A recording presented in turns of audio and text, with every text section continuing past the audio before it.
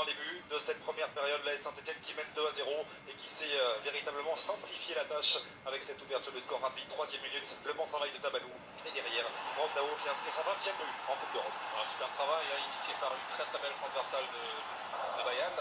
Immédiatement tout Tabanou qui provoque et il a deux adversaires devant lui. Il fait un centre, il centre les yeux fermés quasiment. Il sait que Brandao doit se trouver à cet endroit-là. Et là, c'est ce geste du pied gauche. Ce n'est pas facile.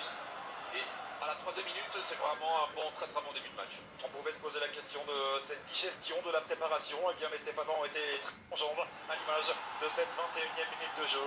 Et le bon travail de Brandao, buteur, dans un premier temps, passeur décisif pour Renaud Coad. La qualité, là aussi, du jeu de tête de l'ancien Bordelais.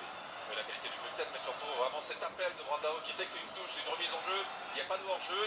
Alors il va demander dans le dos de la défense, on le laisse tout seul.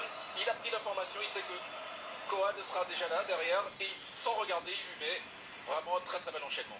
Tranquillement, la Saint-Etienne mène donc 2-0 à l'aube de cette deuxième période sous les yeux de Futur.